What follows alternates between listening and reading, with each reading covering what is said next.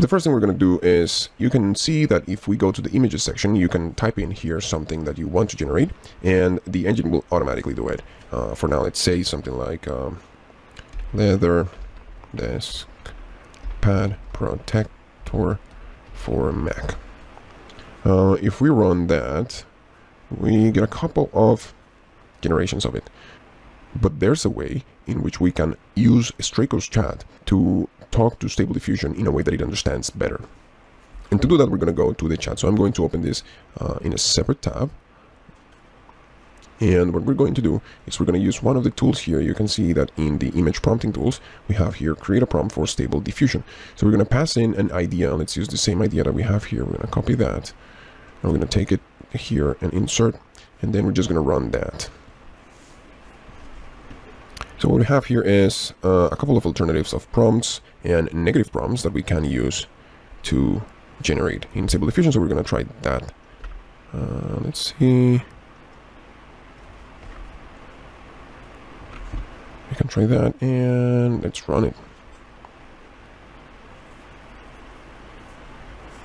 You can see that this one is way better. It's much more detailed. There's a lot more details to it, and there's the lighting is actually way prettier. So you can see that the results are fairly better with the prompt and negative prompt that is being created by the chat. How to use the void to text feature in Straico's chat. All you have to do is click and hold this button while you're talking so that you can manipulate the LLM with your voice. For an example, let's say I want you to write an email to Peter telling him that I will be late. There you go. And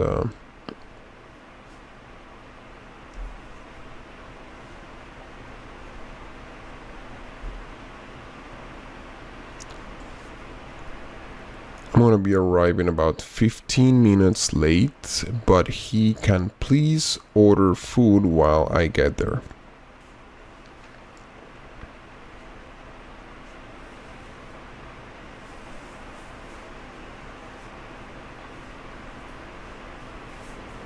And there you go.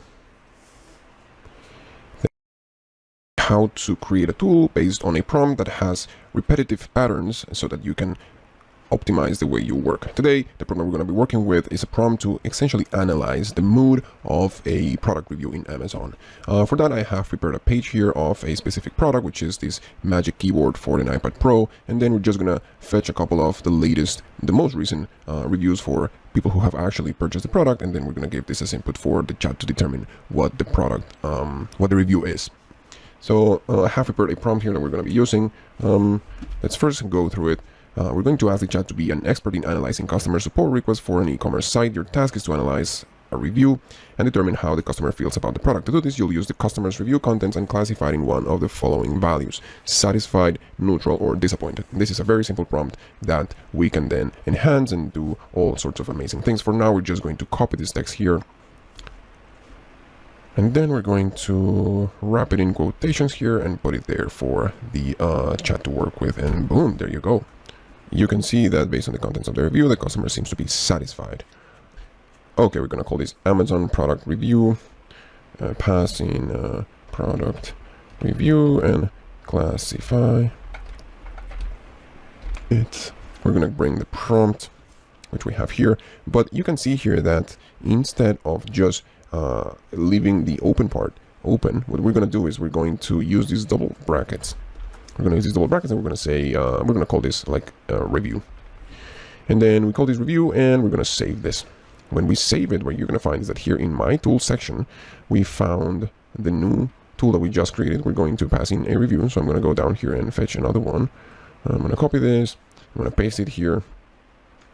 And then when I insert it down there, I already have this here. You can see that this has been automatically pre-filled for me. You can also edit this at any time if you feel like you need to change the contents of it. Maybe you want to add some more classifications to it, or maybe you want to be a little bit more specific in the response that it is going to give you. Maybe you can ask it for some extra information on the product review so that you can enhance your tool. You can do that from here. Just hit save and it automatically is automatically populated here. Thank you so much for your time and see you on the next one.